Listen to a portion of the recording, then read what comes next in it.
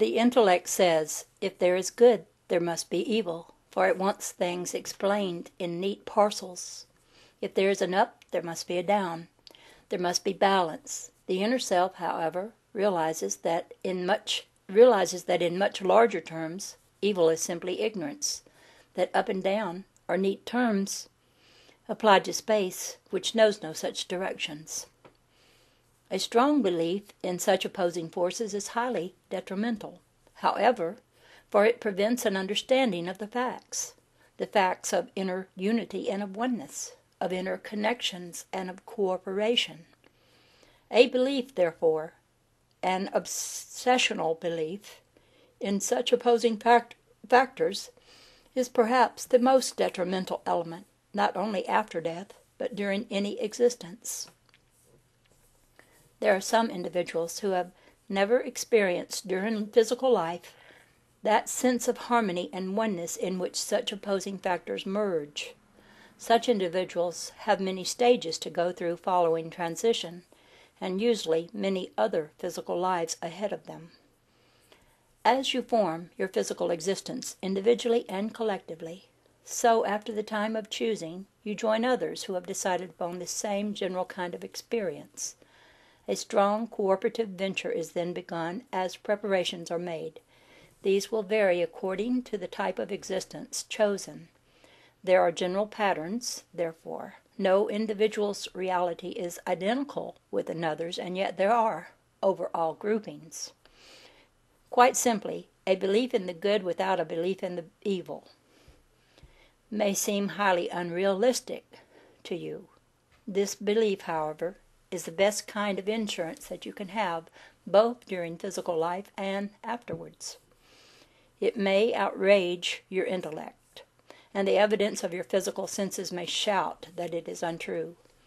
Yet a belief in good without a belief in evil is actually highly realistic, since in physical life it will keep your body healthier, keep you psychologically free of many fears and mental difficulties, and bring you a feeling of ease and spontaneity in which the development of your abilities can be better fulfilled.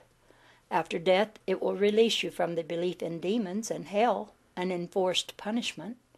You will be better prepared to understand the nature of reality as it is. I understand that the concept does indeed offend your intellect, and that your senses seem to deny it. Yet you should already realize that your senses tell you many things which are not true, and I tell you that your physical senses perceive a reality that is a result of your beliefs. Believing in evils, you will of course perceive them. Your world has not tried the experiment as yet which would release you. Christianity was but a distortion of this main truth, that is, organized Christianity as you know it. I am not simply speaking here of the original precepts. They were hardly given a chance, and we will discuss some of this later in the book. The experiment that would transform your world would operate upon the basic idea that you create your own reality according to the nature of your beliefs, and that all existence was blessed, and that evil did not exist in it. If these ideas were followed individually and collectively, then the evidences of your physical senses would find no contradiction. They would perceive the world and existence as good. This is the experiment that has not been tried, and these are the truths that you must learn after physical death. Some, after death, understanding these truths, choose to return to physical existence and explain them. Through the centuries, this has been the way. In the system of probabilities that originates within physical reality, this is also the case. There are systems of probability not connected with your own system at all, much more advanced than any of you presently imagine, and in these, the truths of which I have been speaking are well known. In them, individuals creatively and purposely create realities, knowing how to do so, and giving full rein to the creative abilities of consciousness. I mention this here simply to point out that there are many other after-death conditions not connected with your system.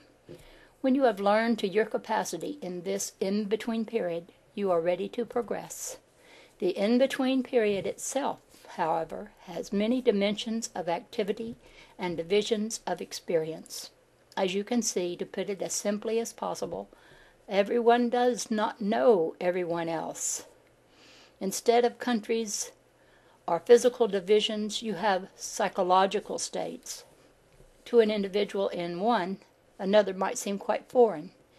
In many communications with those in these transitional states, messages through mediums can appear as highly contradictory. The experience of the dead is not the same. The conditions and situations vary. An individual explaining his reality can only explain what he knows.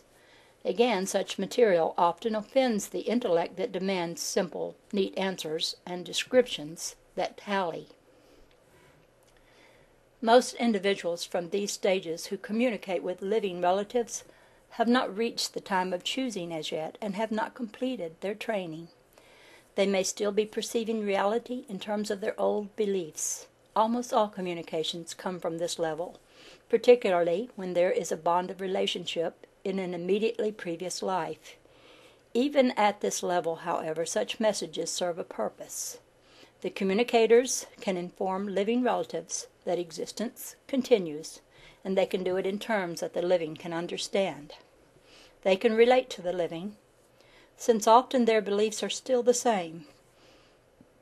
In fortunate circumstances, they can communicate their knowledge as they learn. Gradually, however, their own interests change. They take up relationships in their new existence. At the time of choosing, therefore, the personality is already preparing itself to leave for another existence. In your terms of time, this in-between period can last for centuries. It can last only a few years. Again, however, there are exceptions. There are cases in which a personality goes very quickly into another physical life, in perhaps a matter of hours. This is usually unfortunate, and is caused by an obsessive desire to return to physical life.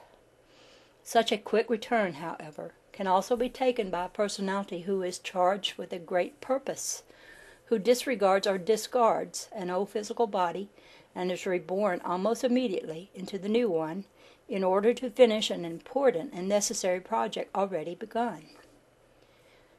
There are some points I would like to add here. The time of choosing is somewhat more complicated if the last reincarnational cycle, in your terms, is completed. First of all, you must understand again that now you do not realize your true identity. You identify instead with your present ego. So when you think in terms of life after death, you really mean a future life of the ego that you know. At the end of reincarnational cycle, you understand quite thoroughly that you, the basic identity, the inner core of your being, is more than the sum of your reincarnational personalities. You might say that the personalities then are but divisions of yourself here. There is no competition between them. There never was any real division, but only a seeming one in which you played various roles, developed different abilities, learned to create in new and diverse ways. These reincarnational personalities continue to develop, but they also understand that their main identity is also yours. When the cycle is finished, therefore, you have complete knowledge of your past lives. The information, experience, and abilities are at your fingertips. This merely means that you understand your multidimensional reality in practical terms. I have used the word multidimensional often, and you see I mean it quite literally. For your reality exists not only in terms of reincarnational existences, but also in the probable realities mentioned earlier. When the time of choosing comes, therefore, the choices available are far more diverse than those offered are possible to personalities who still must reincarnate.